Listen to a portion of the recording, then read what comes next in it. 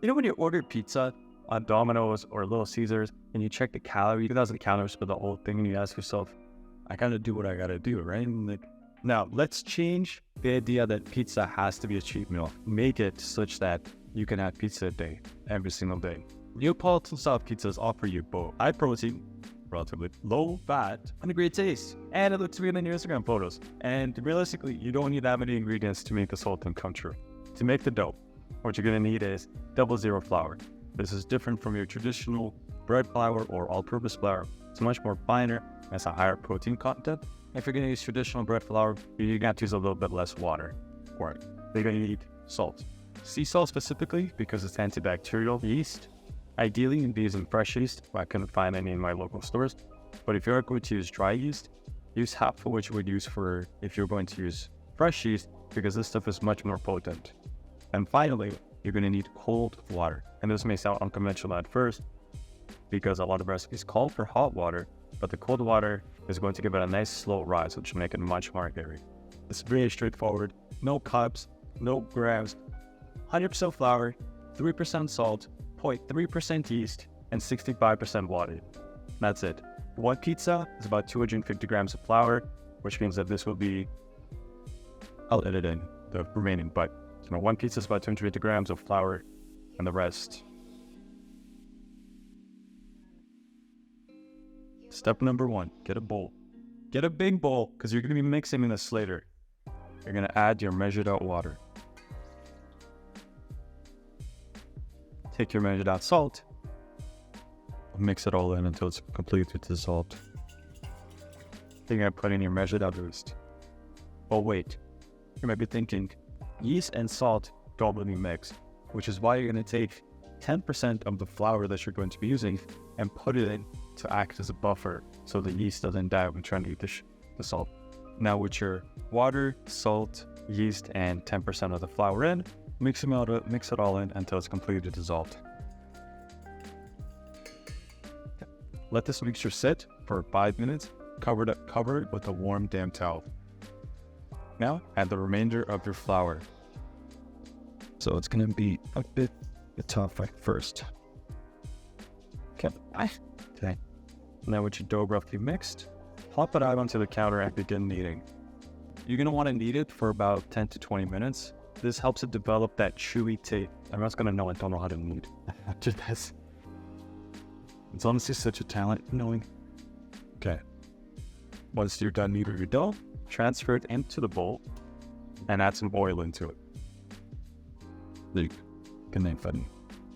This is a different dough from a different batch. This is for 2 pizzas using 500 grams.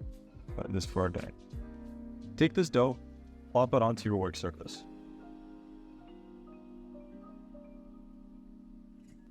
Okay, going to motivate it a little bit. If it's risen, you're going to want to split it up into 2 even pieces, or however many pizzas you're doing. Cover them with the same flour, just so they don't stick later. Now, let's make the sauce.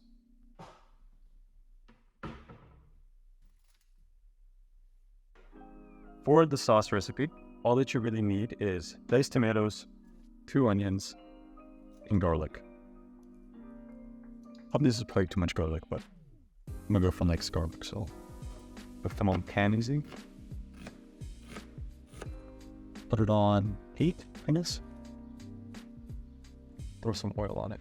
This oil here is the only unhealthy part about this whole recipe. So you decide how unhealthy you want it. Take your garlic. You're gonna need about a few cloves. Pro tip, I'm just lazy, so this is how I peel my garlic. There's like a million different garlic cutting axe. Just search up one of those, huh? Yeah, and I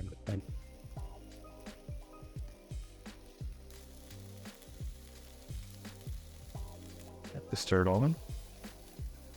Ah, it's burning! No!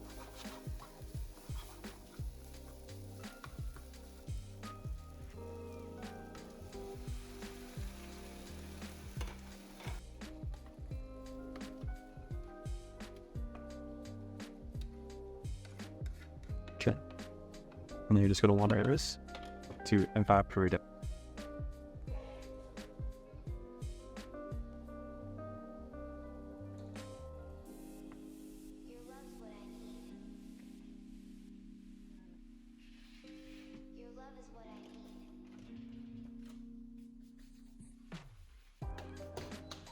That's nice, you know? I feel like an Italian man.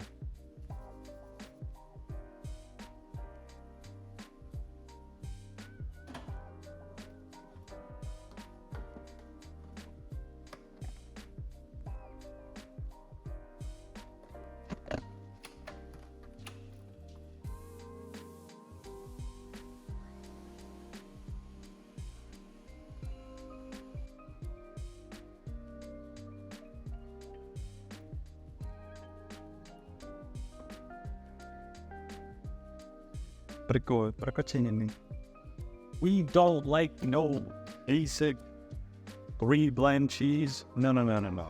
We use the good stuff, good. For the escampolo to look good.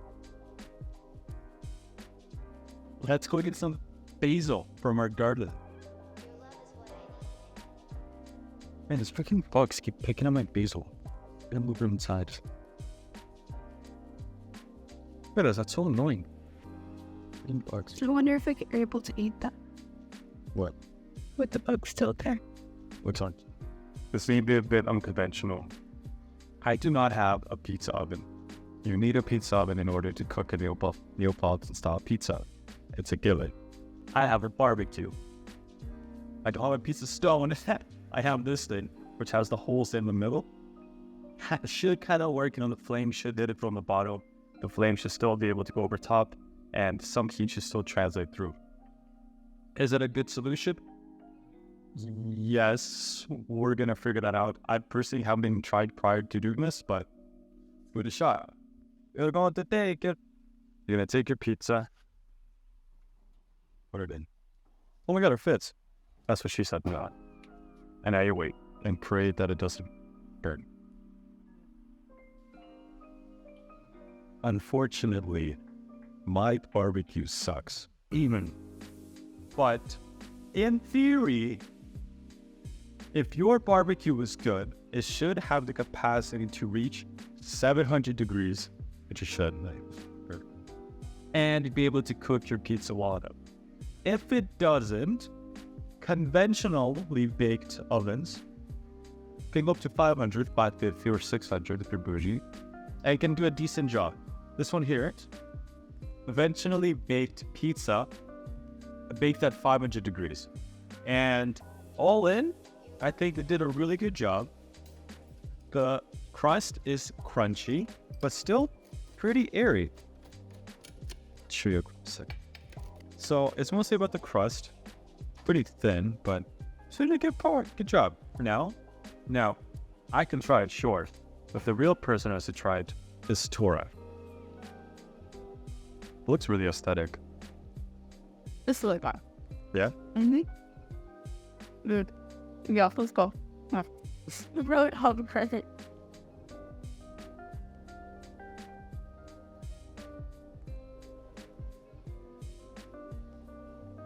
And I decided a pizza stone isn't necessary. You just can't escape it. It just adds that. It cooks the crust in a different way, and big high heat has to cook the top.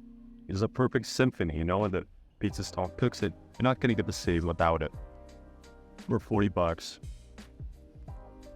I mean, you can have the best pizza of your life. You're not going to have to be resorting to Domino's and Pizza Hut. So, this is, this is an investment. So we're going to take, typically you'd have a pan, but we don't have a pan, we have a cutting board. It was out of budget. So this thing should ideally just slide off onto the pizza stove.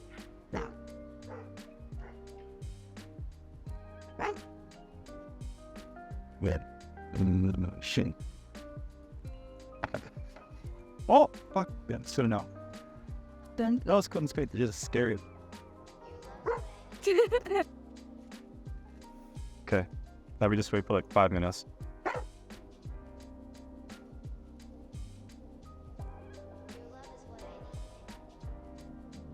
Just figure out how to take it out first. It should be stoked out. It should be. Oh. Hey, get your nose out of there. Hold on. That again. More basil. Oh, I guess we didn't put fresh basil as well.